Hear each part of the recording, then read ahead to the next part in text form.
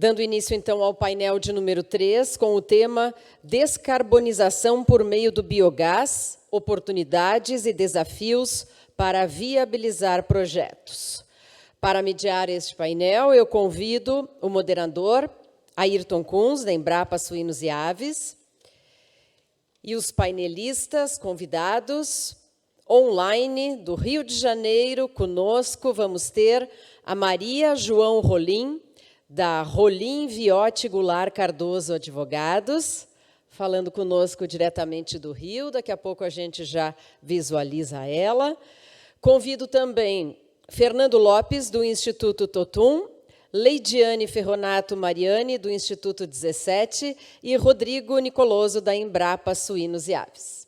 Boa tarde, sejam todos muito bem-vindos.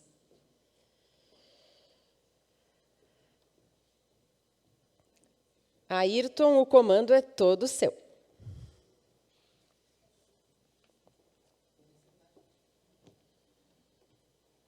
Bom, agora sim. Muito bem, meus caros, boa tarde a todos. Todos agora já devidamente alimentados, né? Então, aquela fome aplacável que estava antes do almoço no painel 2, eu espero que, pelo menos para vocês que já estão aqui de volta, que já estejam um pouco mais confortáveis. Também peço gentilmente que vocês se mantenham acordados, né? Porque sempre depois do almoço dá aquela famosa leseirinha, assim, então dá vontade de se espichar assim e começa. Mas vamos prestar atenção que esse painel será, assim como os demais, também bastante importante, né? Lembrando que depois os colegas do apoio passarão aqui com as perguntas também, para quem quiser fazer perguntas aos nossos debatedores. Esse é o painel de número 3, então ele é sobre descarbonização por meio do biogás. Oportunidades e desafios para viabilizarmos os projetos. E o objetivo que nós temos aqui, então, é debatermos essas possibilidades através do uso do biogás, né, em processos de descarbonização. Vocês poderão observar aqui pelas falas que se sucederão, como o biogás tem oportunidades para isso, para diferentes cadeias, e tem realmente muita, como eu disse, oportunidades para isso. E para esse painel, então, nós temos aqui os nossos debatedores, né, que estão aqui, ansiosos já para fazerem as suas falas, e também temos a Maria João, que ela está nos acompanhando de maneira online. E, então, a primeira fala será da Maria João. Ela é advogada, economista, especialista em regulamentação de eletricidade e legislação energética, com foco em energias renováveis. Ela é PhD em Direito da Energia e Sustentabilidade pelo Center for Energy, Petroleum and Mineral Law and Policy da Universidade de Dundee, na Escócia. Mestre em Direito Econômico pela Universidade Federal de Minas Gerais. LLM em Direito Europeu pela London School of Economics. Com concentração em Concorrência e Regulação de Mercado Europeu de Energia. Graduada em Direito pela Faculdade de Direito Milton Campos e em Economia pela PUC de Minas Gerais. Ela é sócia há mais de 20 anos da área de energia do escritório Rolim Viotti Goulart Cardoso Advogados, parceiro da Ferreira Pinto Associados em Portugal. Então, dito isso, já passo a palavra para a Maria João Rolim, para que faça as suas considerações. Você tem 15 minutos para a sua apresentação. Maria Rolim, por favor, com a palavra. Boa tarde a todos. Obrigada por terem me convidado, obrigada à organização do fórum. É um prazer estar aqui com vocês para falar do tema de biogás. Gostaria de estar ao vivo, mas hoje não foi possível. Então, desejo a todos um bom evento presencial também. Me pediram para falar um pouquinho das oportunidades do biogás em relação à COP26, explicar um pouquinho o que foi acordado. Então, vou compartilhar aqui com vocês uma tela, uma apresentação que eu trouxe para vocês, que espero não tomar mais do que os 15 minutos que me foram dados. Está todo mundo vendo? Bom, primeiro só brevemente, eu acho que todos já sabem, mas a COP é uma organização, né, uma reunião que acontece anualmente sobre a Convenção das Nações Unidas, onde se avalia e se acompanham os resultados aí de emissões de gás carbônico e as mudanças que a gente tem que fazer para a questão climática.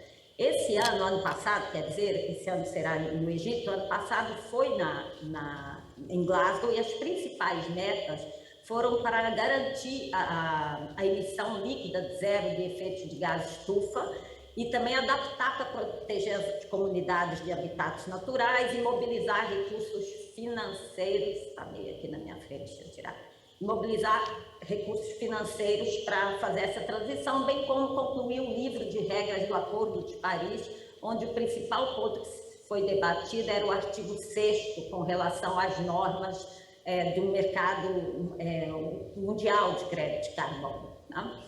O pacto da COP, tivemos o Pacto Climático de Glasgow, que eu também, para não tomar muito tempo, o ponto principal dele, os pontos principais, foram como seriam feitas as revisões dos compromissos de cada país para atingir essa meta e também a transparência na forma que os dados seriam apresentados.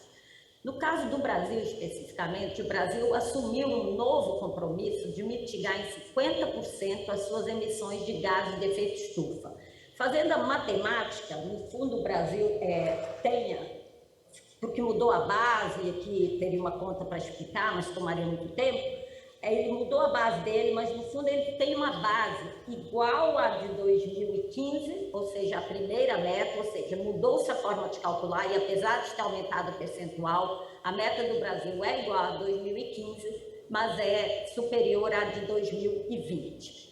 São metas que consideram não muito ambiciosas para o Brasil, a comunidade internacional não considera ambiciosas o suficiente para o Brasil, mas são metas que trazem muitas oportunidades aqui para o biogás. Tá? Então, nessa ideia dos acordos multilaterais que também aconteceram, a gente quer destacar aqui um pacto global assumido por vários países de redução de emissão de metano em 30% comparado com 2020 até 2030. Houveram outros pactos, né, da Declaração dos Líderes, metas de fim da produção de petróleo e gás, mas vamos focar um pouquinho aqui na emissão global de metano. Para esse compromisso global de redução de metano, são ações voluntárias que visem reduzir 30% dessas emissões de metano para conseguir um arrefecimento ou diminuir o aquecimento até 2050. Os principais signatários, e aqui é bom destacar, são 111 signatários, os principais são Estados Unidos, Índia, Canadá, Reino Unido, México, Argentina e Brasil. E desse pacto, para conseguir chegar nesse pacto, abriram-se várias oportunidades no Brasil. E aqui a gente trouxe as principais. O Programa Nacional de Metano Zero, né, que veio pela Portaria 71 do Ministério do Meio Ambiente, que veio incentivar o mercado de carbono com créditos de metano, implementar a implantação de biodigestores e sistemas de purificação de biogás, estimular a implantação de tecnologias, incentivar a criação de pontos de corredores verdes para abastecimento. E uma estratégia federal também de incentivo ao uso sustentável do biogás e do biometano, o decreto 11003, também de 22 de março de 22. E ainda tivemos a portaria aqui do MME, que estendeu a possibilidade de fruição do REID, né, que é um incentivo tributário para a infraestrutura, para a produção de biometano. Então, por conta das metas da COP, a gente acabou evoluindo para se estabelecer o que a gente vinha há muito tempo requerendo, que é um framework, né, uma base legal para a gente, para dar mais segurança para os projetos de biogás se desenvolverem, biogás e biometano se desenvolverem e possibilitar essa possibilidade de utilizar créditos para o mercado de carbono específicos para o biometano. Então, o mercado de carbono teria essa vantagem, ou esse adicional, que a gente precisa também conseguir evoluir nessa parte do mercado de carbono, porque ele traria essa possibilidade de trazer uma receita extra para o projeto e uma forma também de se financiar os projetos verdes, né?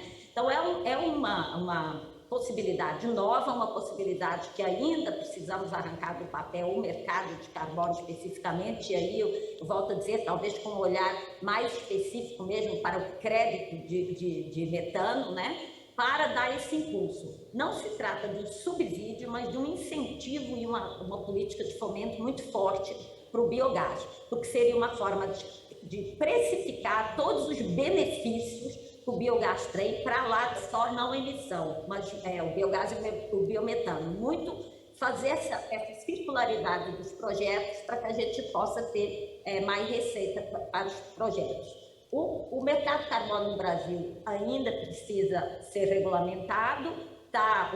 Existem projetos para criar mercados voluntários e mercados compulsórios, e temos aí também em análise da Lei 14.120 de 2021, que também se propõe a analisar os benefícios ambientais, mas aí para a emissão de carbono. O que a gente quer é estender isso e ampliar isso, aliar essas políticas do governo que fomentam o biogás com as políticas de um mercado de crédito de carbono para que se possa precificar os benefícios do biogás e do biometano e, portanto, torná-los mais sustentáveis e fomentar. Então, a COP, nesse sentido, deu esse impulso.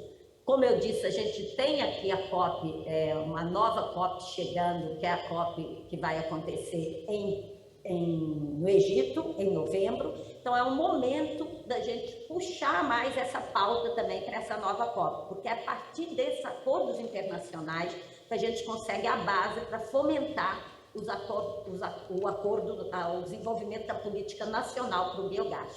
Bom, eu não vou me alongar para deixar tempo para os debates, mas eu trouxe esse panorama, que é o que a gente tem, esse potencial do biogás e do biometano participarem desse processo de descarbonização, que é um processo que vem via acordo internacional, o Acordo de Paris, hoje com as COPs subsequentes.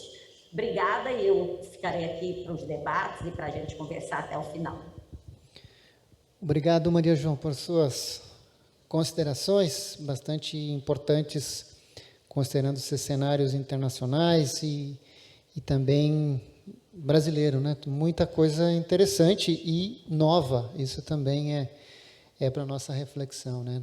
A Maria João trouxe aqui alguns elementos desse ano e do último ano. A nossa próxima apresentação será com o Fernando Lopes. Ele é do Instituto Totum, e o Fernando é diretor executivo e fundador do Instituto Totum, organismo de certificação responsável pelo Programa Brasileiro de Certificação de Energia Renovável, desde 2012, e emissor local do I-REC Standard, desde 2016. No Instituto Totum, Fernando também é responsável pela concepção, desenvolvimento e gerenciamento de vários programas de autorregulação nas áreas de energia, segurança, alimentos e serviços financeiros. Fernando é engenheiro e mestre em engenharia de produção pela USP e possui especialização em gestão da qualidade pela Universidade do Tennessee. Nos últimos 2 anos, foi escolhido como uma das 100 pessoas mais influentes na área de energia. Fernando, por favor. Boa tarde a todos, obrigado pelo convite. Nós vamos falar sobre descarbonização usando biogás. E aqui eu vou falar de dinheiro, como as empresas que estão trabalhando com biogás hoje já estão monetizando os atributos ambientais do biogás e do biometano. Quem é o Instituto Totum? Nós somos um organismo de certificação, temos várias acreditações aí junto ao Inmetro, e a gente também faz a certificação de títulos verdes e também do RenovaBio. Mas vamos direto ao ponto. Aqui a gente tem o processo de produção do biogás, biometano. Acredito que todo mundo conhece muito bem o processo, a gente não precisa se alongar aqui. Vamos ver a primeira rota, onde já existe um ativo ambiental ligado que já está sendo comercializado. Está aqui. Se a gente pegar essa rota, desde dos dejetos, passando pelo biodigestor, refino e energia elétrica, essa energia elétrica, tanto em geração distribuída como em geração centralizada, é uma geração que vem de uma fonte renovável.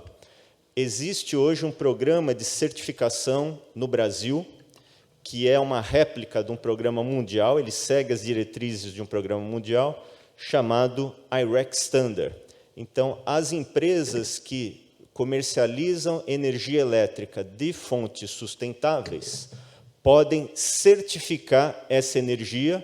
Para cada 1 megawatt-hora gerado, se gera um certificado, e esse certificado é comprado por empresas que querem dar garantia de origem para a sua energia. Que empresas que compram hoje? TIM, Telefônica, Bradesco, Banco Safra, Vale, JBS. Pensa numa empresa que trabalha com as metas de sustentabilidade, ESG, ela tem entre suas metas consumo de energia renovável e, para provar que consome energia renovável, adquire esses certificados. Para vocês ficarem acordados, eu só vou falar o preço dele no último slide. Então, segura aí. Esse programa ele tem cerca de 10 anos, eu trouxe aqui os últimos 7 anos dele. Então, nós começamos lá com alguns parques eólicos, hidrelétricos, e lá a biomassa, que é o terceiro figura aqui, ó, 0. A primeira biomassa entrou aqui em 2018, que é bagaço de cana, geração de energia a partir de bagaço de cana. E hoje a gente tem 25 usinas, dessas 25, 2 já geram energia elétrica a partir do biogás. Uma usina de etanol, que usa vinhaça, e um aterro sanitário, que faz o controle do metano do aterro.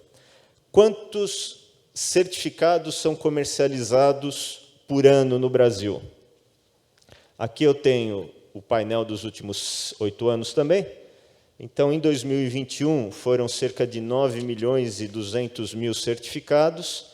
Em 2022, até março, cerca de 8 milhões. Esse número está um pouquinho defasado, eu saí do escritório, dei uma contactada com o pessoal lá.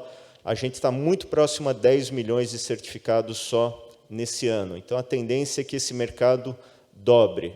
10 milhões de megawatt-hora de energia rastreada. É bastante? É.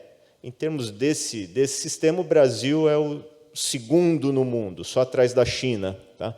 Mas, se a gente for pensar na Europa, onde 100% da energia gerada é rastreada, a Europa comercializa algo como os 500 a 600 milhões de certificados de energia renovável. Mas aí a Europa, a gente está falando de vários países, né? Aqui só no Brasil, 10 milhões de certificados. Ou seja, é um mercado líquido, está rodando e funciona. E está aberto para os geradores de energia a partir do biogás. Vamos voltar para o fluxo de produção. Tem mais algum produto ambiental? Tem. É o gás REC. Quando você decide não produzir só energia, ou não produzir energia, e vende o metano, ou usa o gás, ou vende o biometano, você pode gerar certificados de origem do gás. Assim como tem certificados de origem da energia, existem certificados de origem do gás. Eu estava agora no pátio, eu estava vendo o ônibus, né, que é movido a GNV e biometano. Então, vamos dizer que algum frotista fala, eu quero ser para o meio ambiente, etc. Comprei um ônibus a biometano. Só que ele vai abastecer esse ônibus onde? No posto de gasolina, vai colocar GNV. O que tem no GNV? Tem gás natural fóssil e, em alguns lugares, biometano misturado. A molécula é a mesma, mas vem de lugares diferentes. Quando ele for reportar suas emissões de gases de efeito estufa, por conservadorismo, por não saber o percentual de biometano no GNV, ele vai reportar como se fosse 100% gás natural fóssil. O que é o GasRec? Um instrumento da gente criar uma bomba de combustível virtual. Quando você vai abastecer seu carro, e seu carro é flex, tem lá a bomba de etanol hidratado e tem a gasolina, que tem um pouquinho de etanol anidro.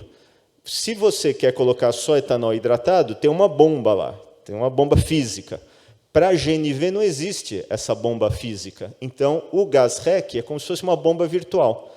Para provar que ele consome energia que vem do biometano, combustível que é o biometano, ele vai apresentar a nota fiscal do posto de combustível, mais os certificados de gás natural renovável, chamados de GasRec.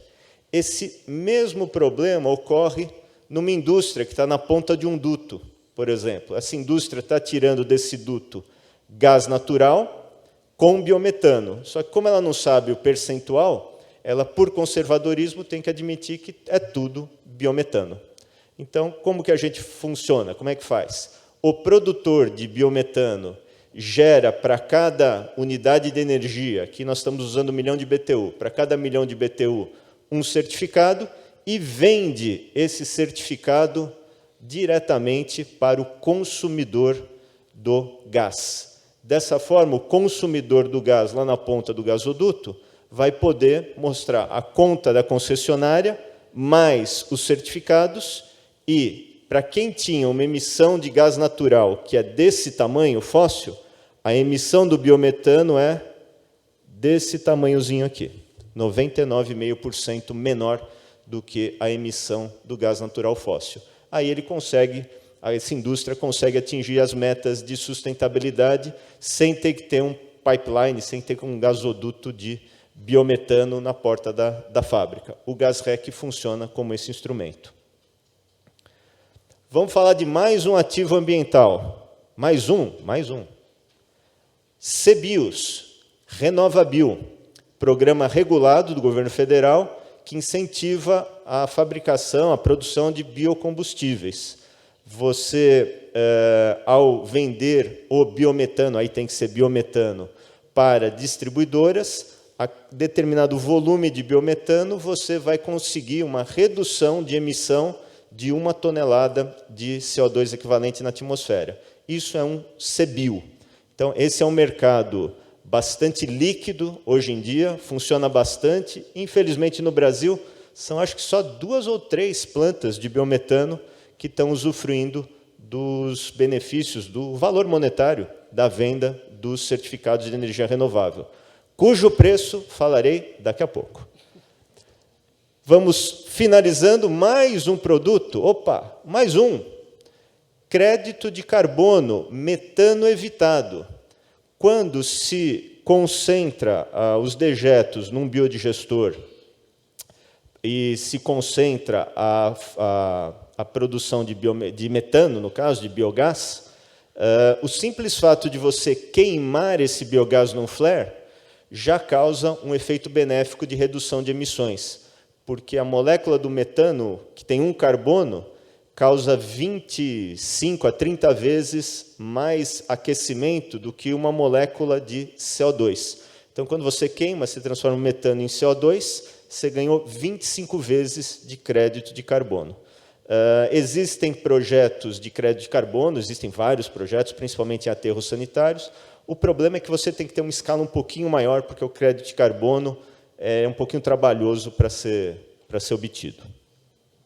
Então, fechando aqui, então nós temos para energia elétrica I-REC, para biometano comercializado GasRec, biometano comercializado CBIO e para a produção de metano concentrado, evitando que aquele metano seja lançado diretamente na atmosfera, a gente tem os tais dos créditos de carbono, no caso aqui de metano evitado, que a Maria acabou de comentar sobre isso. Vamos lá. Cada ativo ambiental tem um determinado fator de emissão. Então, por exemplo, é possível colocar no I-REC um determinado fator de emissão, que pode até ser negativo, se a gente considerar o metano evitado. Ou seja, a cada 1 metro cúbico queimado de biometano pode estar gerando um efeito benéfico negativo, né, uma redução de emissões na atmosfera. Isso eu tenho trabalhado durante os últimos 3, 4 meses com a Leidiane, para a gente mapear as cadeias de biogás, de biometano, para conseguir estimar esses fatores de emissão. A I-REX possui um mercado bastante líquido, né, 10 milhões de certificados transacionados todos os anos, e o preço dele gira em torno de R$ 2 a R$ 5 por megawatt-hora. Em termos de energia centralizada, isso significa mais ou menos 1 a 2% mais cara essa energia comercializada no Mercado Livre para se ter garantias de origem. O processo de certificação para I-REC é muito simples, muito rápido, muito fácil. Já o GasREC está no ciclo inicial no Brasil, assim como na Europa também, nos Estados Unidos, é um mercado recente de Renewable Thermal Certificates, e como o mercado ainda não tem liquidez, eu não consigo falar para vocês o valor. Hoje a gente tem uma planta só acreditada, certificada para gerar GasRECs, e temos mais 2 em processo. Já o CBIO é negociado em bolsa, tem um comprador único, que são as distribuidoras de combustível, e ele é comercializado entre R$ 40 e R$ 100 a tonelada evitada. Precisa fazer uma conta, tem uma calculadora acessível a quem quiser, está no site da ANP, onde se calcula quantos metros cúbicos de biometano você precisa vender para gerar um certificado. Eu não tenho, depende muito do processo produtivo. E, por último, o crédito de carbono, ele é uma interrogação hoje em dia, era um mercado extremamente líquido há 15 anos atrás, 15 anos atrás.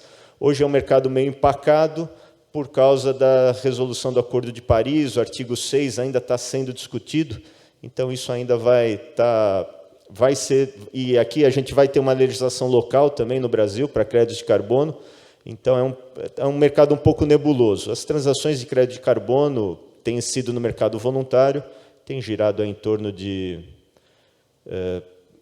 $5, 4 a 5 dólares por tonelada evitada. Ok, muito obrigado, eu fico à disposição para as perguntas em seguida.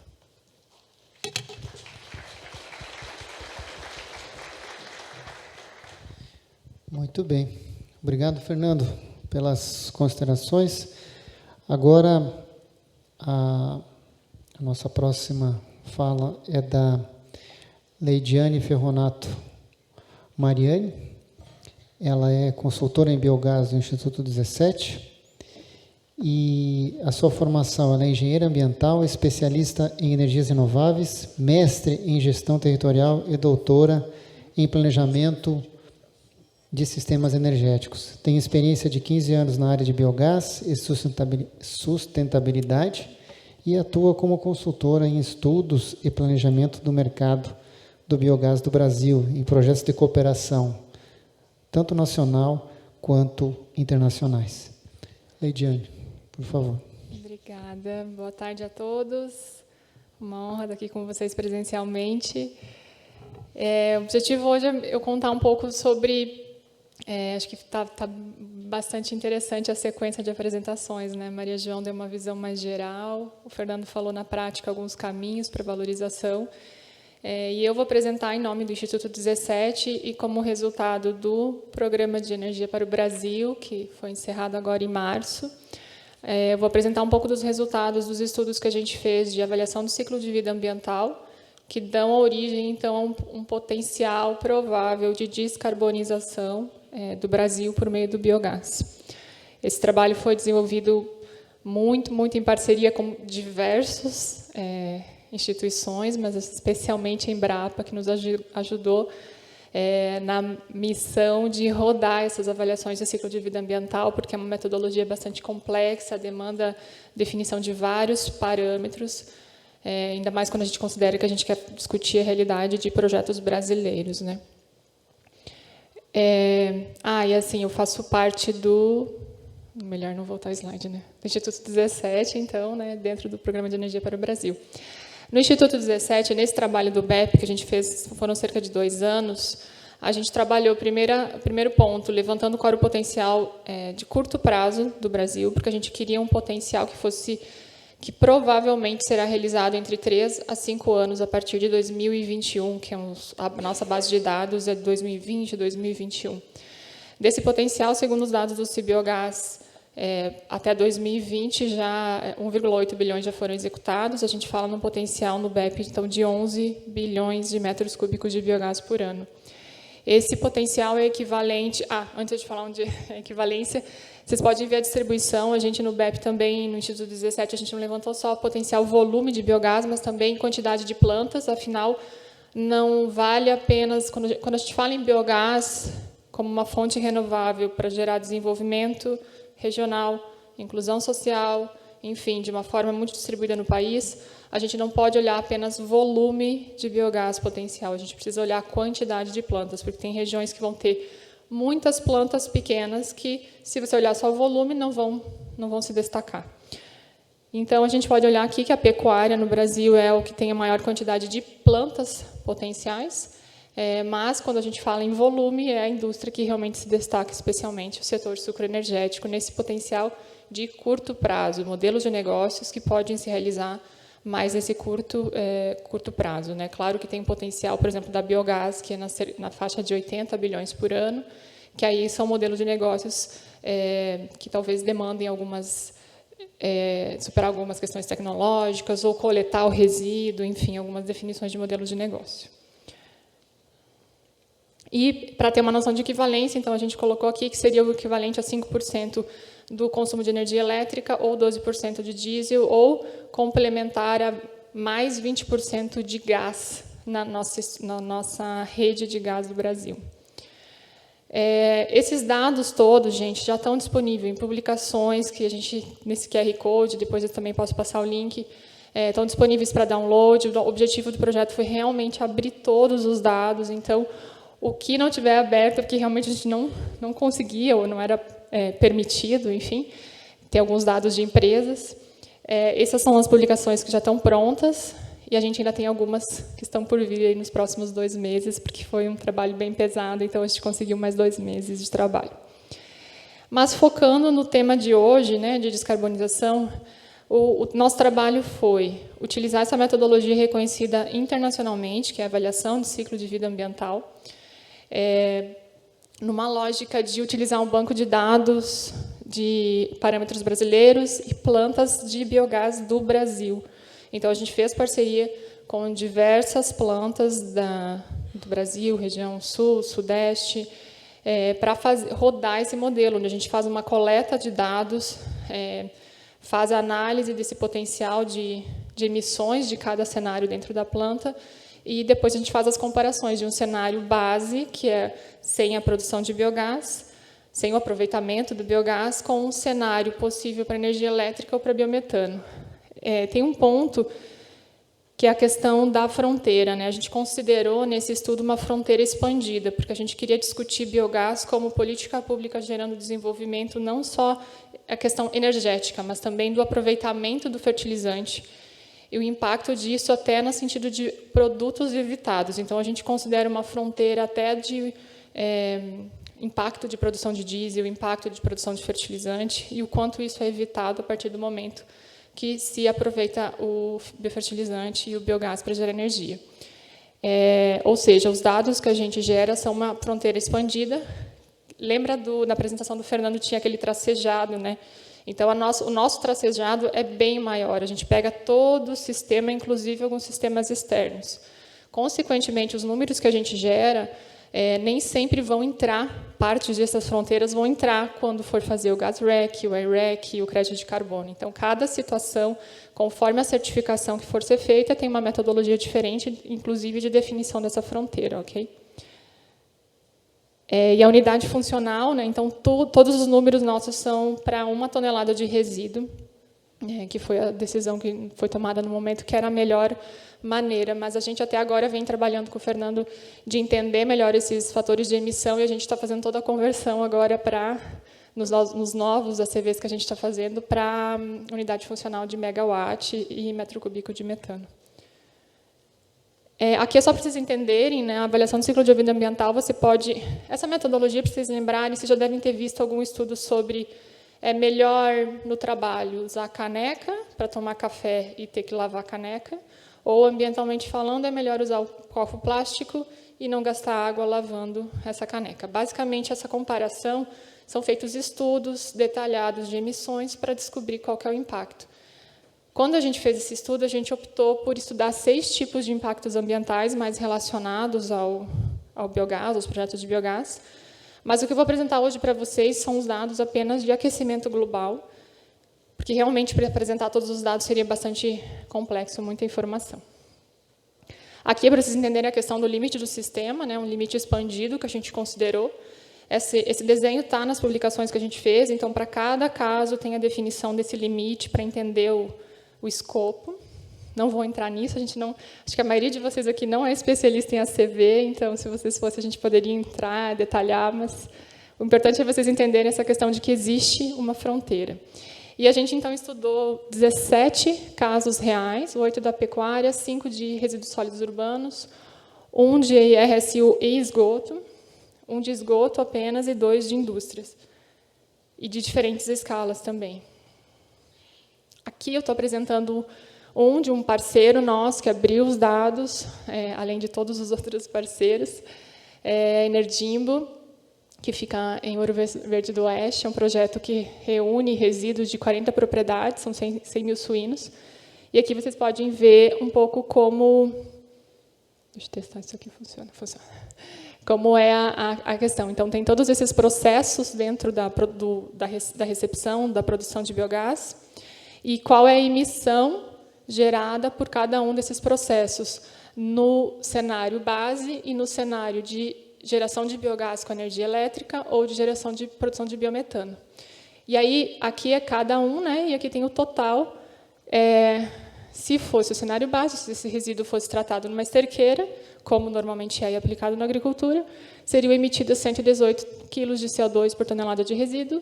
Se a gente utilizar para energia elétrica, a gente deixa de emitir, então a gente evita a emissão, por causa dessa fronteira expandida que a gente considerou no estudo. E a gente, se for para biometano, a gente evita bem mais emissões, porque o biometano, quando a gente considerou substituição de diesel. Então, tem essa diferença de a matriz energética brasileira elétrica é bastante renovável. Quando a gente considera a substituição de diesel no biometano, acaba dando um impacto maior. E aí, a conclusão, para trazer para números mais próximos da nossa realidade, é que esse caso, deixa eu até destacar aqui. Aqui tem os outros casos que estão na publicação, né? Então, a gente tem a granja do seu Romário Schaffer, a Recanto 1 e 2, que é com a parceria da Alma, o André está aí na plateia, o condomínio de Entre Rios do Oeste e a Energimbo. Então, aqui vocês podem ver que, se for no cenário energia elétrica, a gente consegue evitar 105% das emissões, ou 121 em biometano, o que equivaleria, segundo a metodologia que a gente optou, né, para fazer o cálculo, a cerca do plantio de 170 mil árvores. Ok? Para esse caso de biometano, 145. Um outro caso que eu quis trazer para vocês é relacionado mais a RSU e lodo, que é o caso da CS Bioenergia, que fica em São José dos Pinhais, e utiliza resíduos de fração orgânica de resíduo sólido urbano e o lodo de esgoto, de uma planta da Sanepar, da ET Belém. Então, aqui é o mesmo sistema, né? A gente faz a comparação... Opa, aqui não está sem o cenário base. Mas a gente faz a comparação do elétrico com também o biometano, e aí diminuindo, fazendo a subtração do cenário biometano menos os cenários base, ou do cenário elétrica menos o cenário base, a gente chega a esses resultados aqui, né? Então, 101% em relação ao cenário base, ou 113% se a gente for utilizar para biometano, e cerca de 207 mil árvores o projeto por ano, o projeto da CS Bioenergia evita de emissões de carbono. Aqui, juntando todos esses casos que a gente fez. A gente rodou muito mais de suinocultura, por exemplo, um de ovinocultura, um de bovinocultura de corte, indústria de cerveja, sucro energético. Considerando esses estudos que a gente fez, sabendo ainda que são casos específicos e tomando cuidado de saber que esses dados precisam ser utilizados, considerando que são casos específicos, a gente fez a extrapolação desses valores para o potencial total, a oferta de biogás que a gente tinha calculado antes. Com base nisso, a gente consegue chegar a esse potencial, então, de redução de gases de efeito estufa, né, aqui por total de carbono. Se fosse gerar energia elétrica, a gente chegaria a esse total de 45 milhões de toneladas de carbono, ou 51 se for para biometano, que é um pouquinho mais por causa da questão do diesel que eu comentei.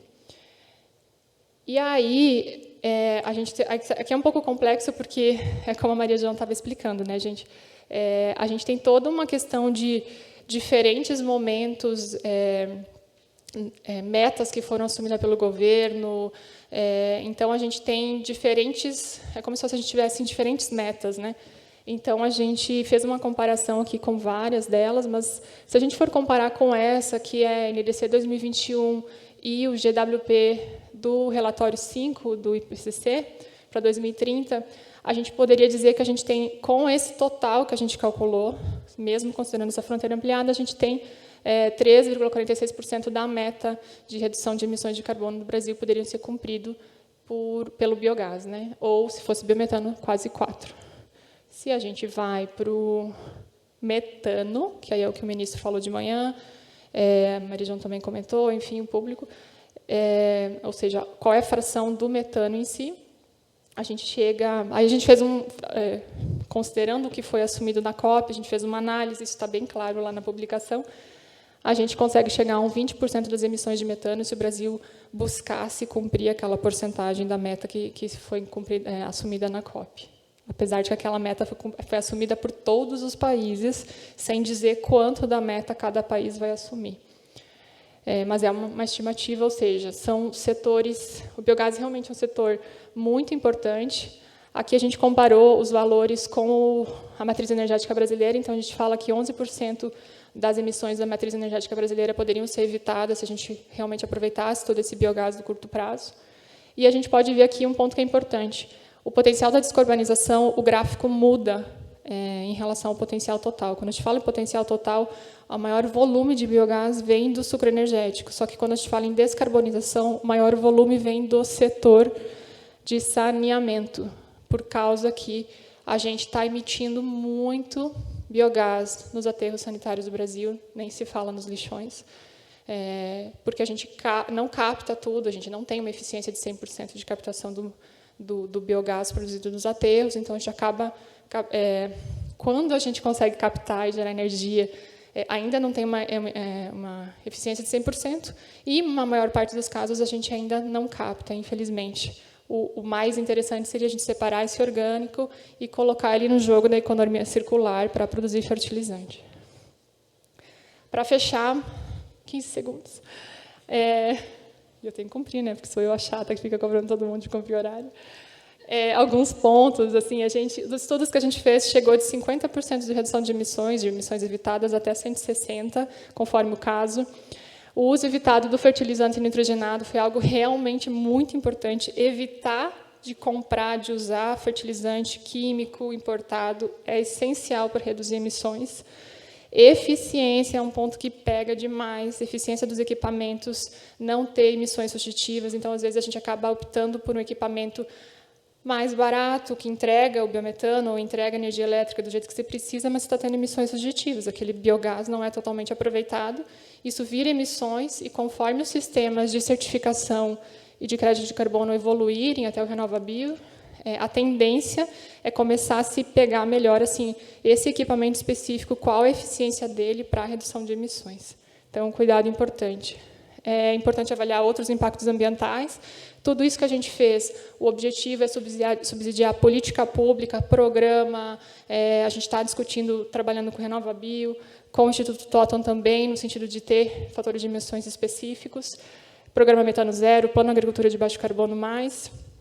Ainda precisa de muita informação, abertura das empresas, muita pesquisa e desenvolvimento para a gente ter mais dados brasileiros. E aí a gente deixa essa mensagem da importância da conexão entre pesquisa, indústria e mercado. Essa metodologia é uma coisa que fica muito fechada, às vezes, no mundo da pesquisa, porque ela é bem complexa de aplicação. A gente tem 2 especialistas na equipe para eu entender toda essa lógica de ACV, né, e poder ter uma conversa minimamente fluida, demanda um investimento de tempo. Então, e tem muita gente na pesquisa que sabe de fazer isso. Então, só que a gente, no mercado, tem que também saber conversar com essas pessoas têm que saber conversar, então é uma questão de comunicação, para a gente conseguir gerar esses dados tão importantes para a gente realmente aproveitar esse potencial de descarbonização do biogás no Brasil. Não vou poder parar, porque o Ayrton já está se mexendo na cadeira. Todos os parceiros nossos, que a gente agradece imensamente, muitos de vocês devem estar aí. A equipe de mais de 60 especialistas que gerou esses resultados todos. Acabei. Muito bem. Obrigado, Leidiane.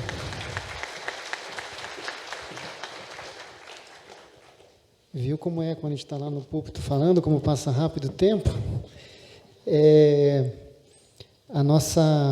A última apresentação desse nosso painel será do Rodrigo Nicoloso. Ele é pesquisador e chefe adjunto de pesquisa e desenvolvimento da Embrapa Suínos e Aves.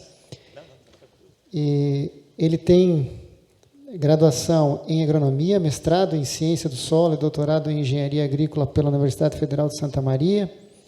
Fez estágio de pós-doutorado sanduíche na Kansas State University e pós-doutorado em ciência do solo na UFSM, na área de mudanças climáticas e agricultura.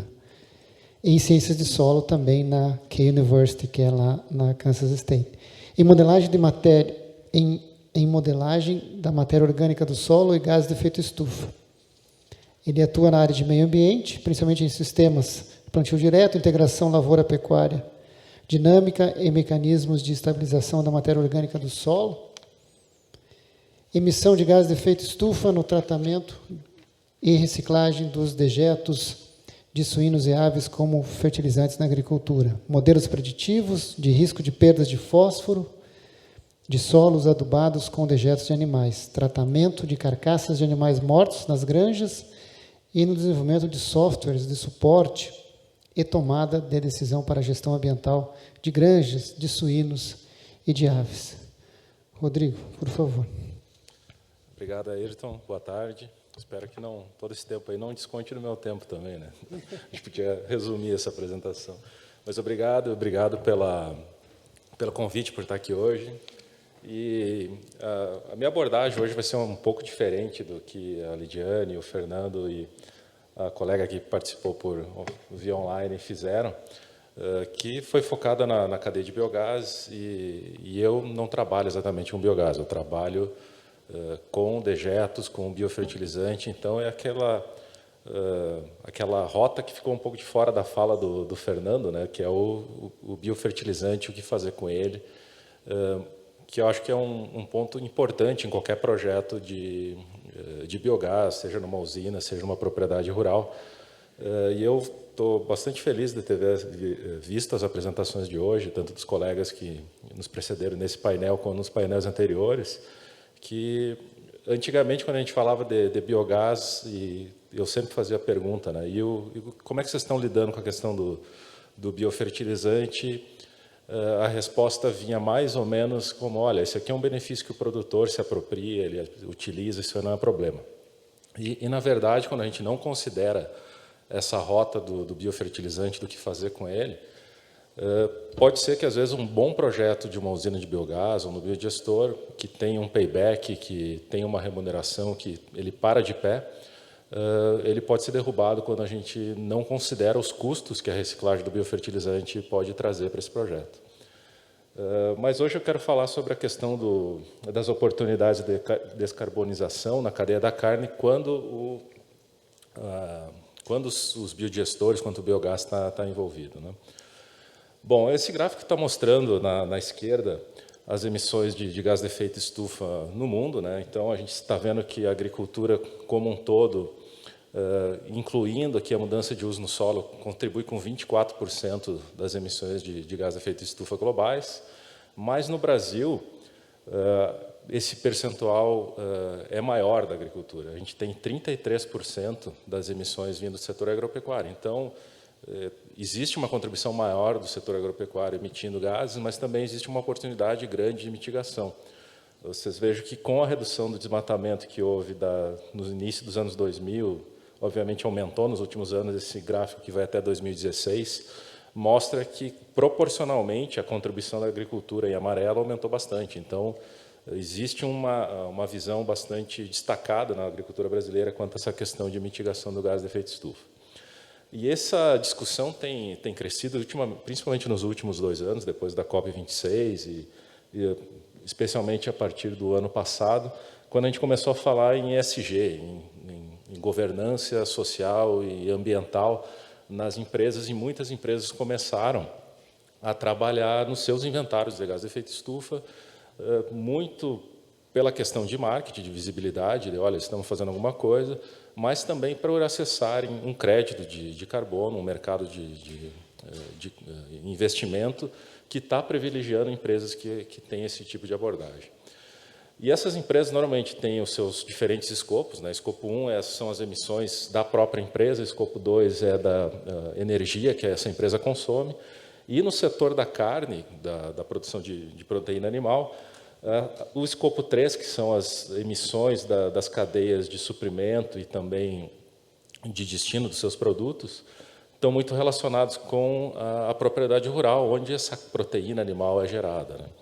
E existe uma oportunidade muito grande de mitigação de gás de efeito estufa também nesse escopo 3, quando a gente olha para as grandes empresas ou quando a gente está tratando diretamente com o produtor rural no escopo da sua propriedade. E para olhar o cenário inteiro, não apenas a questão do biogás, a conversão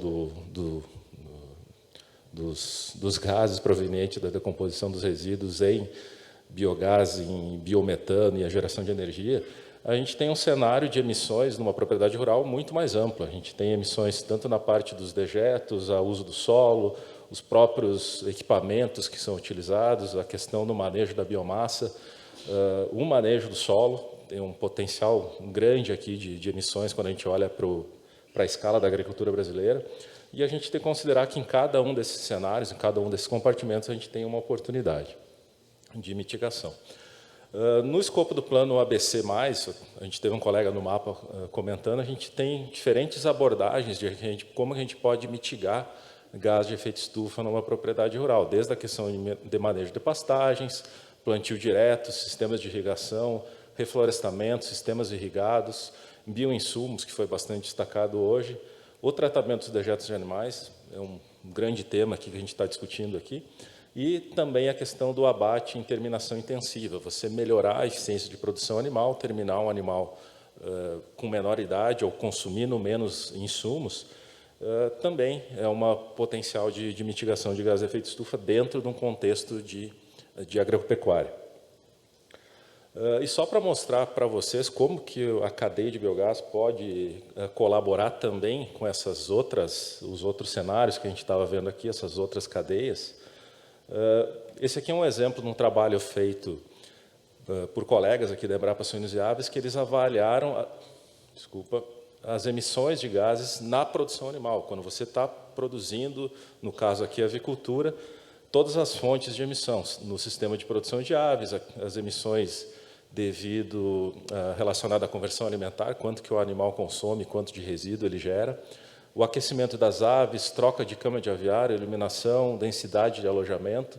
E vocês veem que se você soma tudo isso, e esse aqui é uma simulação mostrando se a gente convertesse os nossos aviários tradicionais para um modelo de produção mais intensivo, com aviários da House, com ambiente controlado, com alimentação mais precisa, a gente tem um potencial aqui de 22% da meta 8 do plano ABC, somente em avicultura. Então, tem um potencial muito grande e talvez o biogás possa entrar aqui na questão do aquecimento das aves, na iluminação do aviário.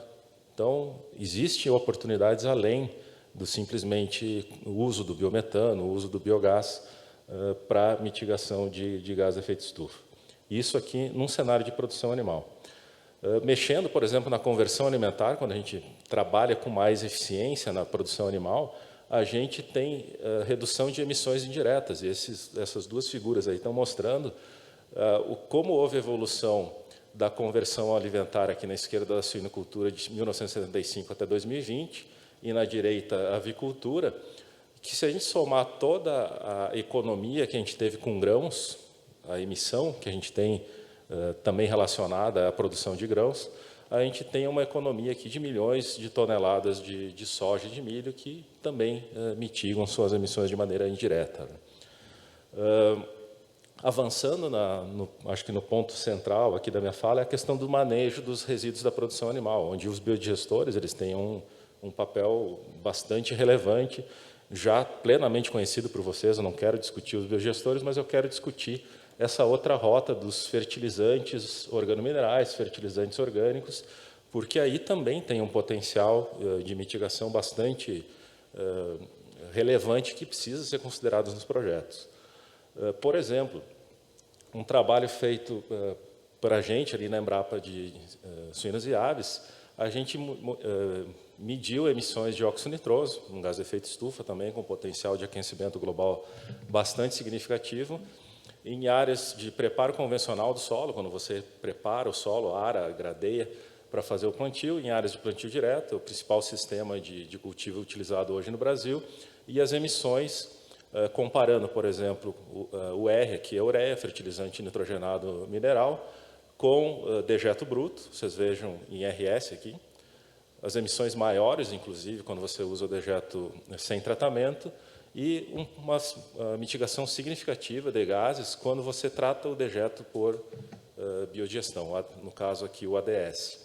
Então, além de você mitigar as emissões lá no biodigestor, quando você está captando aquele gás e utilizando ele para a produção de energia, etc., você também pode ter emissões de gás de efeito estufa quando você recicla o fertilizante na agropecuária, substituindo o uso dos fertilizantes minerais, como a Leidiane bem colocou. Tem também a questão da tecnologia, de como que você aplica esse fertilizante. Hoje a gente tem aqui os colegas da MEPEL aqui, participando desse evento, que desenvolveram, no caso aqui era um protótipo, essa máquina já está bem desenvolvida, de você aplicar, em vez o fertilizante injetado no solo, em vez de você aplicar em superfície. E aqui esses gráficos estão mostrando na esquerda as emissões de amônia, com o dejeto aplicado em superfície, o dejeto incorporado, a gente reduz mais de 90% das emissões de amônia, que é um gás indireto de efeito estufa, quando ele se deposita novamente no solo, ele emite óxido nitroso, e as emissões de óxido nitroso com e sem a aplicação de dejeto, em superfície ou injetado também, mitigando quando você utiliza uma tecnologia de aditivos, de cianodiamida, um inibidor de nitrificação, junto com o dejeto de suínos. E tudo isso associado com um ganho de produtividade agrícola. Então, você, além de mitigar gás de efeito estufa, está melhorando a rentabilidade do produtor quando ele utiliza esse dejeto como fertilizante, reduz o custo na agricultura e tem ótima produtividade na agricultura. Um ponto, antes de entrar nessa questão da análise econômica desses processos, esse aqui é um trabalho que eu tenho feito nos últimos anos, que é para desenvolver uma central de inteligência territorial para as cadeias de suinicultura e avicultura, com um foco ambiental, naquela ideia que o colega do MAPA estava colocando hoje, da gente monitorar e mostrar as mitigações de gás de efeito estufa que a gente está promovendo com a adoção de tecnologia. E aqui a gente tem mapeado, por exemplo, nesse mapa, nessas duas figuras, todas as granjas de suínos do estado de Santa Catarina, e através de modelagem a gente chega a gente conhece que tipo de granja a gente tem, qual é a produção de dejetos e, por modelagem, conhecendo a tecnologia de tratamento que essas granjas têm instaladas hoje, quanto de gás de efeito estufa elas estão emitindo via o manejo dos resíduos da produção animal. A gente viu que em Santa Catarina a gente tem em torno de 130 biodigestores licenciados para operação em granjas de suínos e em torno de 140 unidades de compostagem de dejetos suínos, que são duas tecnologias do Plano ABC. E com o uso dessas tecnologias até o ano de 2020, a gente consegue mitigar 5% das emissões previstas ali no Plano ABC pelo manejo dos dejetos da suinocultura, isso considerando o Estado, não as emissões do país. Mas quando eu fiz aqui 2 simulações, colocando biodigestores em granjas de grande porte, somente as de grande porte, e também numa segunda simulação de granjas de grande e médio porte do Estado, isso aí é menos de 20% das granjas licenciadas para a operação da suinocultura industrial de Santa Catarina, a gente trabalha com uma faixa de 23% a 60% praticamente das emissões do Estado, né? Então, se a gente começar por essas grandes granjas e granjas de grande porte e difundindo as tecnologias da biodigestão, a gente tem esse potencial bastante relevante de mitigação de gás de efeito estufa. Mas um outro ponto importante para finalizar é a questão da sustentabilidade econômica, e é por isso que eu toquei naquele ponto lá no início da minha fala, que muitas vezes a gestão do dejeto como fertilizante ou do efluente de biodigestor ela é crucial do ponto de vista de sustentabilidade financeira dos projetos de biogás ou de biodigestores, porque existe uma concentração grande de nutrientes nesses fertilizantes. Aqui tem uma estimativa de quanto de quilos de ureia, superfosfato triplo e cloreto de potássio cada unidade de produção animal, cada suíno alojado numa granja gera, quanto que isso vale do ponto de vista econômico. Vocês vejam que é um valor realmente considerável, principalmente considerando esse aumento do custo dos fertilizantes que houve nesse ano. Só que existe um fator também importante, a concentração desse nutriente no fertilizante é importante. Quando você tem um dejeto, um efluente muito diluído, você tem uma concentração e um valor menor do que se você tiver um nutriente mais concentrado, um dejeto mais concentrado. E isso impacta sobremaneira na questão do custo de distribuição. A gente já tem alguns indicadores para a suinocultura, isso aqui é um trabalho do colega Marcelo Miele, mostrando que a partir de 2, 3 quilômetros, o teu custo de distribuição de um biofertilizante, se você tiver que transportar para aplicar numa área agrícola, isso aqui, obviamente, relacionado com dejetos de suínos, ele inviabiliza o teu reaproveitamento dele como fertilizante. O teu custo de transporte é maior do que o valor dele como fertilizante. Então, é muito importante essa questão do transporte, da distância, do planejamento territorial de uma planta de biogás, de um biodigestor, no contexto da propriedade rural, para a sustentabilidade desse negócio do ponto de vista econômico também. E já que zerou meu tempo, eu tenho o meu último slide, que é para mostrar, em termos gráficos, qual é essa relação entre custo e oportunidade de uso do dejeto como fertilizante.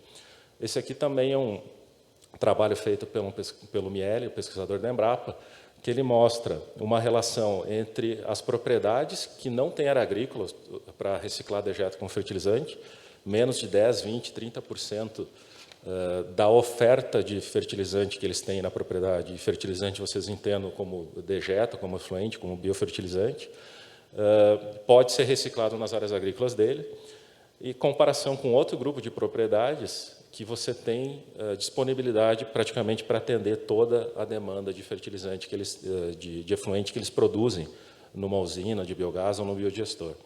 E no eixo Y, o benefício econômico da reciclagem desse dejeto como fertilizante. E claramente vocês veem aqui uma relação linear, com algumas exceções, de que propriedades que não têm área agrícola para reciclar dejeto como fertilizante não se aproveitam desse benefício econômico do dejeto. Muitas vezes tem que pagar para o produtor vizinho retirar o dejeto da propriedade e reciclar nas áreas agrícolas dele. E várias vezes esse saldo é negativo, ou seja, a reciclagem do dejeto como fertilizante custa mais para o produtor do que ele tem como benefício.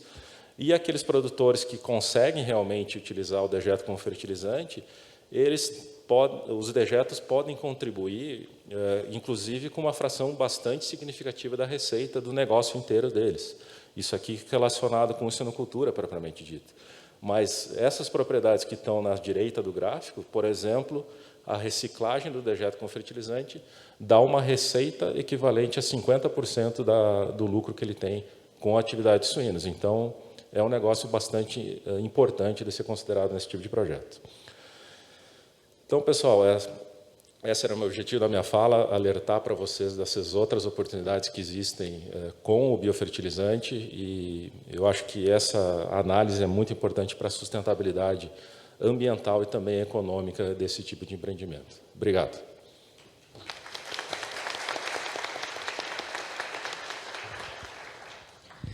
Obrigado, Nicoloso, pela sua exposição. Lembrar a todos vocês da plateia que nós estamos coletando as perguntas, já temos algumas. Eita! Vamos sair daqui às 5 da tarde hoje, gente.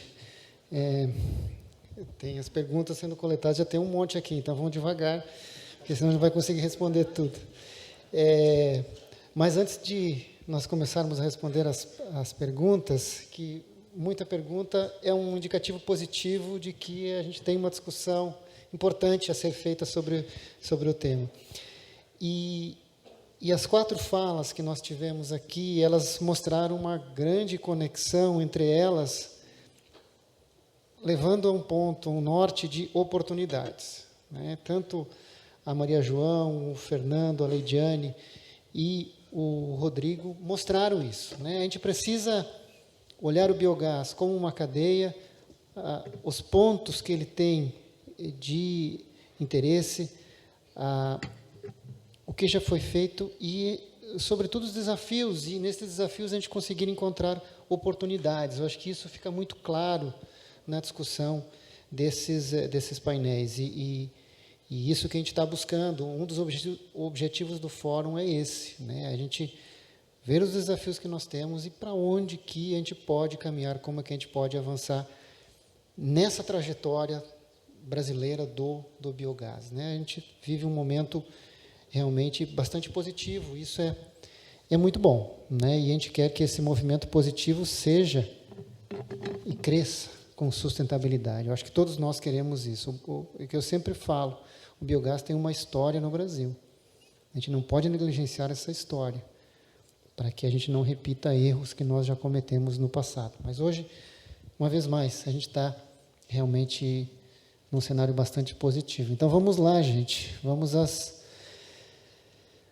perguntas. Aqui, a primeira pergunta é da Larissa, da Ecotec. A pergunta é para o Rodrigo Nicoloso.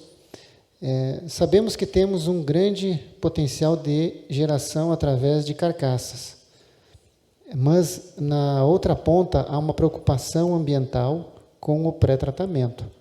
Como podemos passar segurança ao produtor? Bom, na verdade, essa pergunta, quem poderia responder até com mais propriedade era tu mesmo, né? Tu tem trabalhado exatamente nesse tema. A gente tem... Não foi encomendada a pergunta, não foi. Não foi encomendada. Não, sem problema.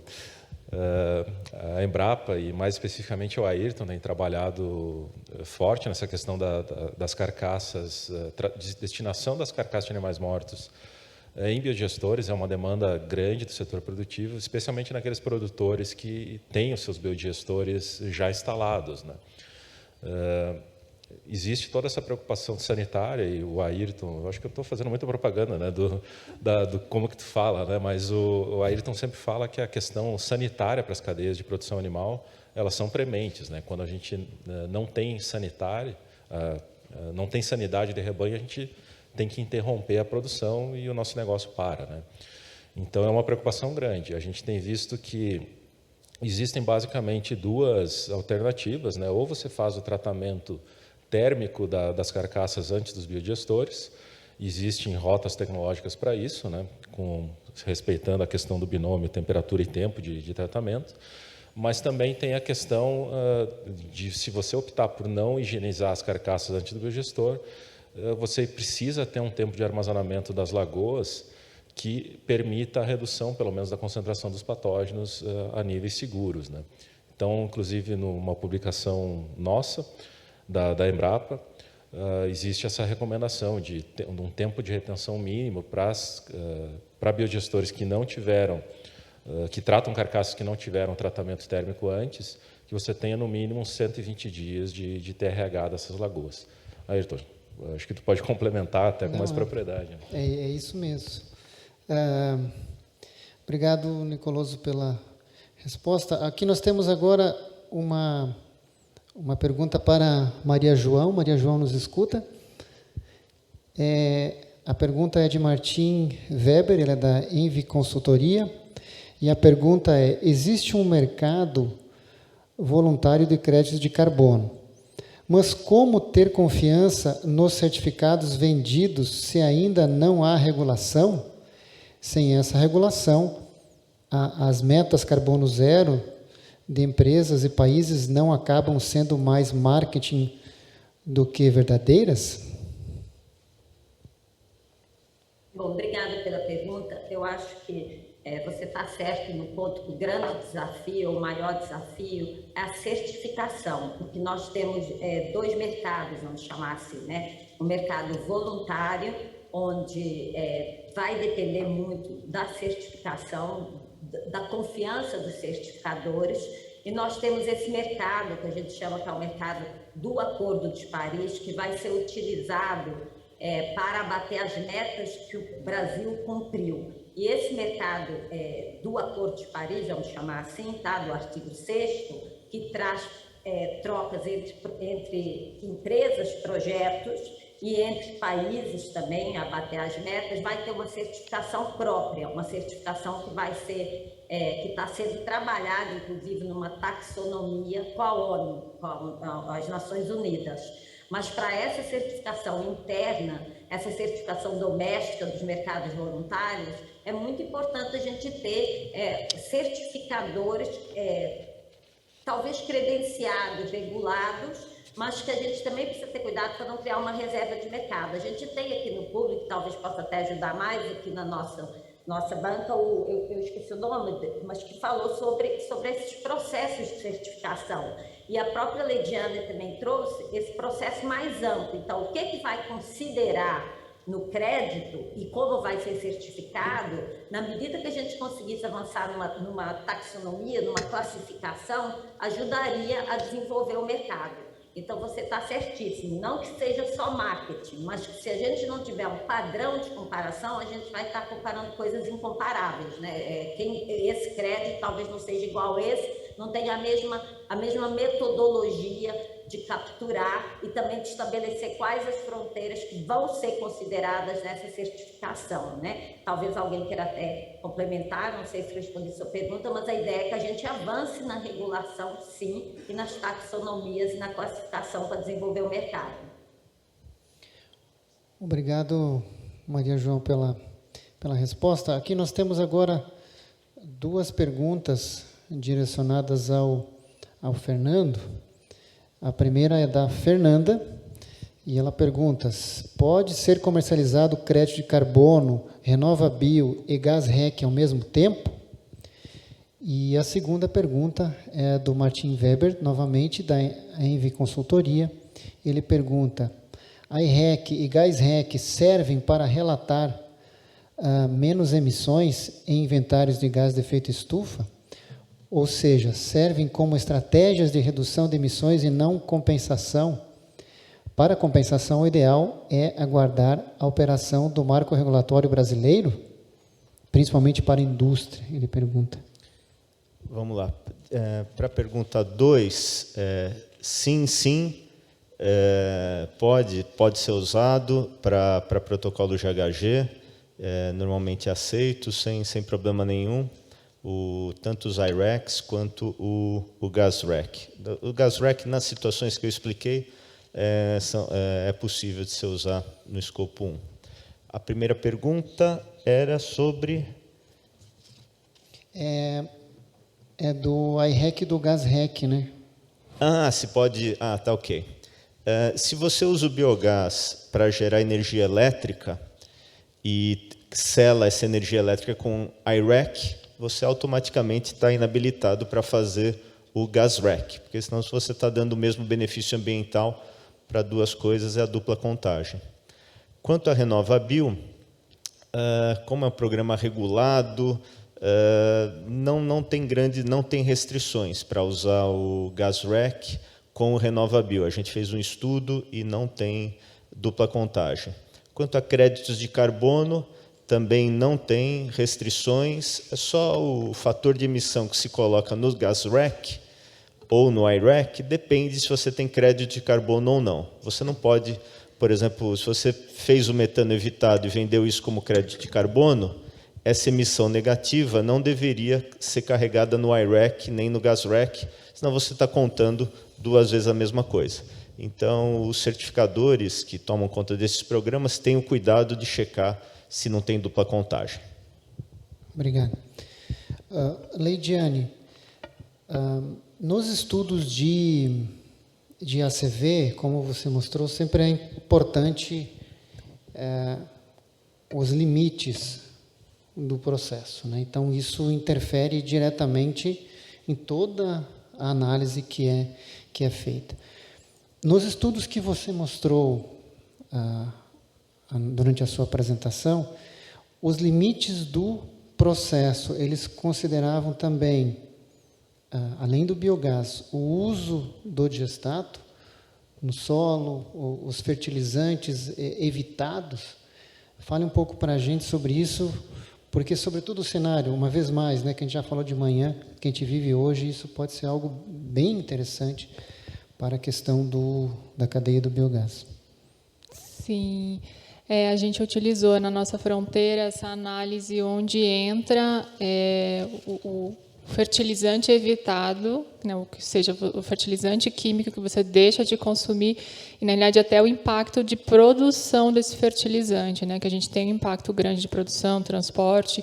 Esses dados vêm na base de dados que é utilizada, são dados internacionais, e até o sistema de aplicação. Quando eu vi o Rodrigo mostrando o desenho, se eu não me engano, a gente usou, agora eu até tenho que chamar a Camila e a Karina, mas eu acho que a gente utilizou aspersão, né? E um dos avanços que a gente gostaria de fazer na metodologia, agora em outro projeto que a gente vem a captar, nessa parceria com a Embrapa, é exatamente comparar com outro sistema de aplicação, com esse sistema que o Rodrigo mostrou na foto, porque quando a gente faz a aspersão do biofertilizante, a gente acaba tendo... enfim, o nitrogênio e o fósforo potássio volatilizam e vão para a atmosfera e acabam virando outros causadores de gases causadores de efeito estufa. Então, a gente analisou, sim, toda a questão de impacto de produção e de aplicação do fertilizante. Tem muito ainda a evoluir para entender melhor esse ponto. E, assim, se eu pudesse complementar, é um ponto bem importante, gente, que eu não lembro se a gente falou aqui, mas o Plano Nacional de Fertilizante, então... Tudo que vem acontecendo nos últimos meses, a gente vem falando mais de fertilizante no Brasil. Então, essa direção de a gente... Achei bem importante, Rodrigo, não falar só de biogás. A gente precisa falar do outro produto do processo de biodigestão, dos impactos e benefícios que isso pode gerar, porque a gente está falando agora cada vez mais de economia circular. Existe uma conexão muito forte entre Plano ABC, Renova Bio, Plano Nacional de Fertilizantes, enfim, toda essa política pública. Emendando com essa sua fala, a pergunta para o Rodrigo Nicoloso. Você mostrou alguns dados do transporte, né, dos dejetos para aplicação e uso e a valoração dele como fertilizante, 2 a 3 quilômetros, né, de distância. O nitrogênio, o fósforo e o potássio é exatamente igual, assim como o metano, né? A mesma molécula que você tem no GNV. Então, sobre esse aspecto não há ressalvas, né? E a gente precisa incentivar isso. Então, quais as estratégias que você vê, assim, onde que a gente pode avançar nisso para a gente aumentar a valoração dos dejetos com o poder fertilizante, ou seja, para que eles possam ter valor, porque, como você disse, é um ponto muito importante, a gente tem visto isso nos carros, nas plantas de biogás, a questão do digestato como sendo algo importante, que a gente precisa trabalhar, a gente precisa avançar. Essa é uma oportunidade que nós temos, mas a gente precisa trabalhar nisso. Então, fale mais um pouco sobre isso, Rodrigo, por favor. Esse é um ponto importante, e como eu estava comentando, muitas vezes ele derruba muito projeto bonito de biogás, muitas usinas, porque é aquele negócio, o insumo ele tem valor onde ele é necessário, né? Então, se você analisar, e essa análise de onde ele é necessário, depende do território, depende da região que você está discutindo, onde você quer colocar o teu empreendimento. Então, por exemplo, a gente tem dados mostrando, até no último evento que foi lá em Chapecó, eu mostrei esse dado que a gente fez uma simulação de colocar uma usina de biogás perto do município de Ceará, ali em Santa Catarina. E naquela região do estado, a gente tem, num raio de 10 quilômetros, 10% de toda a produção de suínos do estado. Então, é uma concentração muito grande de resíduo. E do ponto de vista de produção de biogás, você pode pensar, olha, tem uma oportunidade aqui de aproveitar esse resíduo com uma planta centralizada para produzir biogás. É uma conclusão lógica e natural que se faça isso. Só que quando você olha para o território, na região do oeste de Santa Catarina, quem já passou por lá, sabe que a oportunidade para você reciclar o digestato, o efluente da usina de biogás, como fertilizante é muito pequena. A gente tem, primeiro, uma concentração de oferta de produção animal de outros fertilizantes muito grande. A gente tem bovinocultura de leite, avicultura, que também contribuem com essa oferta de fertilizantes, e um território muito complicado de você reciclar fertilizante. A disponibilidade de área agrícola, das áreas agricultáveis na região já é pequena, um relevo complicado de você aplicar, nem sempre você consegue aplicar na época certa. Então, eu digo sempre que é o pior cenário para o ponto de vista de aproveitamento do dejeto como fertilizante, ou no caso aqui, do efluente de uma usina de biogás. Agora, quando você olha região oeste do Paraná, São Paulo, centro-oeste brasileiro, quando você vê aquela imensidão de área agrícola que você tem, esse não é o teu fator limitante, né? Então, você pode, obviamente, tem a questão da distância, etc., tendo esse cuidado de ter essa produção de biomassa para fins de produção de biogás numa usina, a questão da destinação do efluente não é problema, né? Então, essa análise é crucial, né? E a gente tem dados que mostram que, aqueles dados que eu mostrei de 2 a 3 quilômetros é para granjas de suínos, né? A gente sabe que existe uma característica do dejeto que é bastante peculiar.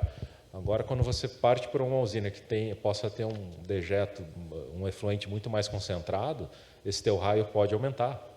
Então, essa análise não adianta, ela é caso a caso. A gente até, inclusive, tem trabalhado na Embrapa para desenvolver ferramentas para que essa análise seja feita de uma maneira automatizada, mas eu acho que a principal mensagem é que a gente tem que ter ciência dessa limitação ou dessa oportunidade e absorver ela dentro do nosso projeto. A gente não pode deixar para resolver depois, porque muitas vezes o teu empreendimento já está pago, já está custeado, e você vai se dar conta que precisa de uma rota para desovar o biofertilizante, e às vezes essa rota custa mais caro do que você previa, né? E teu projeto cai por terra.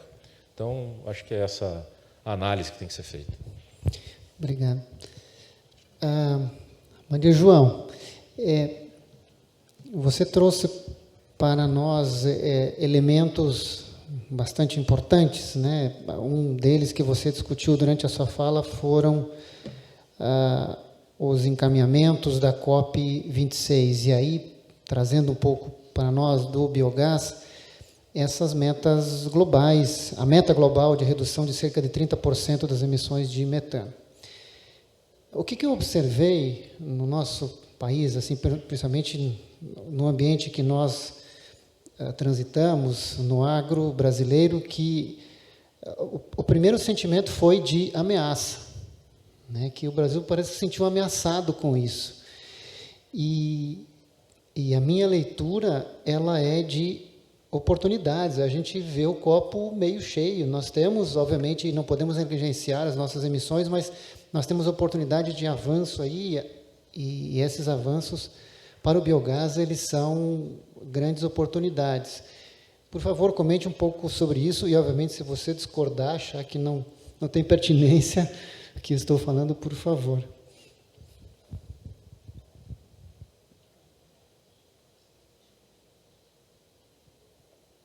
Desculpa, você picou um pouquinho, era para mim, não é? Sim, Maria João, era para você. Ficou no começo, mas não tem problema. Coisas do online, né? Na COP 26, como eu tive em algumas outras, E o que a gente percebe? Que o Brasil, na minha opinião, e acho que das pessoas que também participaram, tem tentado recuperar sua imagem, que estava um pouco deteriorada perante a comunidade internacional. E fez um papel interessante, esteve presente, levou pessoas do governo, gente da área do biogás, então teve esse papel bem interessante. Mas ainda tem um caminho bem importante para andar, que é justamente o que você falou. Ao invés de sentir a COP como uma ameaça, essas metas, sentir isso como uma oportunidade. Temos coisas específicas no Brasil na área de energia e na área ali do biogás, e trouxeram aí de biofertilizantes, eu traria também o hidrogênio verde, que podem transformar com esse desenvolvimento das metas, esse desenvolvimento do mercado de carbono internacional, uma vantagem grande para o Brasil, porque o Brasil tem muito mais potencial para ser um exportador de crédito do que um comprador, porque a gente tem como fazer isso, a gente tem energias limpas, a gente tem toda essa questão aí do biogás, toda a questão também de outras fontes. Então, essa visão de puxar mais a agenda seria muito bem-vinda para o mundo, como visão para o país, mas em particular seria economicamente uma situação muito interessante. Metano, emissão de metano é uma questão, e desmatamento, eu diria que desmatamento, metano, emissão de metano e a questão também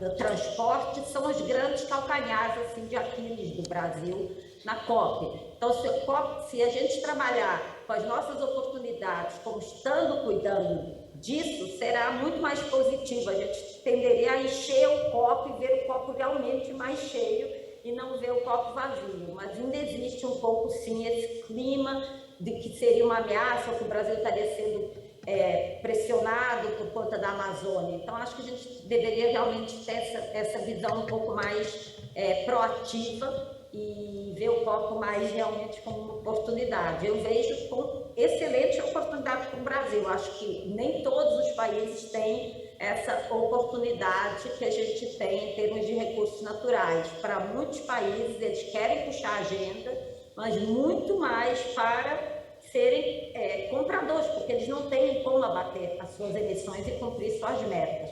E eu, só aproveitando, queria agregar também que a gente vive um tempo hoje de muita litigância climática também. Então, o Brasil precisa fazer isso até por segurança jurídica, né? Nós já temos visto aí empresas sendo acionadas por conta de não terem políticas de descarbonização fiáveis, né? E governos também. Tem casos bem controvertidos, mas que já existem, onde os próprios tribunais estão mudando as metas dos países para torná-los mais ambiciosos, como é, por exemplo, o caso do Dutch Case, que é conhecido como Urgenda Case também, onde o próprio tribunal considerou que as metas do país teriam que ser duplicadas para serem mais efetivas e que o país não estaria cumprindo seu dever frente ao Acordo de Paris. Isso sem contabilizar a nossa própria legislação interna, né? Nós temos princípios constitucionais que protegem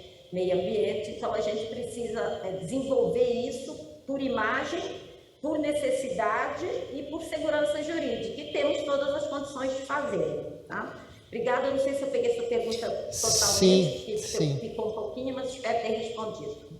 Foi plenamente respondido, Maria João, obrigado. Temos aqui as duas últimas perguntas. Uma delas, acho que as duas são para o Fernando. A primeira, acho que já foi parcialmente respondida. É do Alexandre Martins. Ele pergunta: é possível gerar gás REC e CBIOS numa mesma planta de biometano ou existe dupla contagem? E a segunda pergunta é do Alex, da Emater. Ele pergunta: a crescente procura por certificados por grandes corporações vai incentivar o surgimento de pequenos e médios projetos de produção de biogás, o biometano? Estou certo? Vamos lá. A primeira questão do CBIO em relação a gás REC, né? O gás REC, ele não é um instrumento de abatimento de emissão. É simplesmente uma nota fiscal que dá garantia de origem ao seu biocombustível, seu combustível, né? Então, ele não é um crédito de carbono. Então, ele pode ser emitido junto com o RenovaBio, até porque quem consome etanol usa as emissões de etanol e não precisa fazer nenhuma pergunta se aquele etanol foi alvo de RenovaBio ou não. Então, o mesmo se aplica para biometano. Então, isso não é um problema, não é uma questão. Na questão de pequenas plantas, o que acontece? Se você tem geração centralizada de energia, você tem uma potência grande, vamos dizer, você tem lá um aterro sanitário, eu conheço aterro sanitário que tem lá, está produzindo 30, 50 megawatts de energia. Então, aí a coisa se viabiliza até em termos de megawatt, né? Você consegue vender energia no mercado livre e vale a pena porque você vai vender por megawatt. Já a geração distribuída, você consegue viabilizar o projeto gerando por quilowatt, que é vender a energia por quilowatt é bem mais rentável do que vender por megawatt. Porém, quando você tem usinas muito pequenininhas, isso acontece na energia solar, a gente vive isso. Você não consegue, numa planta pequena solar, viabilizar a emissão de certificados de energia renovável.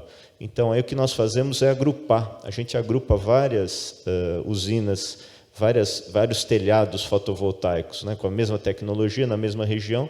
Aí a gente empacota, ganha volume e aí torna-se viável a emissão de I-RECs. Então, mesmo plantas pequenas de biogás, numa mesma região, podem se juntar e criar uma usina, entre aspas, virtual para poder potencializar a venda dos certificados de energia renovável. Obrigado, Fernando. Vamos então agora, não temos mais tempo, estamos perigosamente próximos do final do nosso painel. E eu vou passar a palavra para vocês, colegas, que em 1 minuto façam as suas considerações finais. E vou começar pela Maria João, depois a Leidiane, e depois Rodrigo e o Fernando. Maria João, por favor. Eu só queria realmente agradecer o convite e reforçar o que foi dito aqui no sentido de haver muita oportunidade para o biogás, muito mais oportunidade, eu acho, do que ameaças ou dificuldades. Temos dificuldades, mas a oportunidade me parece maior. Eu acho que o Brasil tem essa possibilidade. E o biogás, com certeza, o biogás, o biometano, é uma coisa bem específica do Brasil. Mas queria agradecer, né, e agradecer a oportunidade de estar aqui. Muito bem. Obrigado, Maria João. Leidiane, por favor, suas considerações. Eu também gostaria de agradecer a oportunidade de a gente, como Instituto 17, estar aqui nesse painel. E acho que deixar a mensagem de que a gente realmente tem que fazer algo, aquecimento global, né? Quanto mais os relatórios do IPCC saem, mais fica claro o que realmente está ocorrendo. E é uma oportunidade muito importante para o setor de biogás. E eu acho que a gente sai assim com algumas respostas que eu sei que algumas pessoas do público estavam, né? Eu vou usar para fazer crédito de carbono, a I-REC, GasREC. Então, acho que espero que tenha sido esclarecido. Mas eu sei que ficam muitas perguntas ainda do realmente como fazer isso. É uma área nova, então acho que a gente vai ter que compartilhar muito conhecimento ainda nos próximos tempos para aprender, entrar realmente nesse setor e aproveitar. Obrigado, Leidiane. Rodrigo?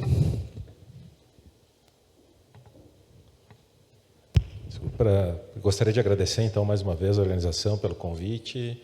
E acho que a minha mensagem é dizer que acho que o biogás, a cadeia de biogás, ela tem uma oportunidade muito grande nas mãos, não só na questão da geração do biogás em si, todos os negócios que são decorrentes dessa cadeia, mas quando a gente olha para a questão do biofertilizante, desse subproduto ou coproduto da cadeia de biogás, existe uma cadeia de negócio ali esperando para acontecer, né? E que, se ela não for aproveitada, ela pode ser um problema, mas projetos bem estruturados que considerem essa cadeia podem se apropriar tanto do negócio de biofertilizantes, nessa época de escassez que a gente está vivendo, mas também se apropriar dessas cadeias de redução das emissões das demais etapas do processo, nas emissões evitadas de uso de fertilizantes, nas tecnologias de gestão de dejetos, de fertilizantes, e está na mão, acho que, dessa cadeia de biogás ser promotora e agarrar essa oportunidade que está se apresentando aí.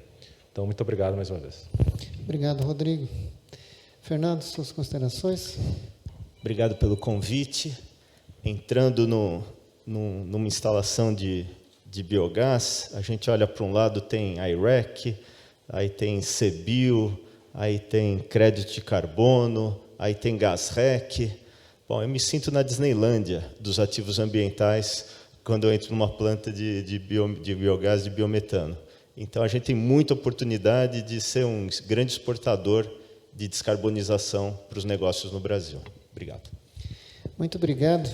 Antes de encerrarmos esse painel, eu saio bastante satisfeito da discussão em alto nível que nós tivemos aqui, com novos elementos, né, para todos nós refletirmos o que foi discutido aqui, né, oportunidades que nós temos para a cadeia. Muito obrigado a todos, mais uma vez, uma salva de palmas.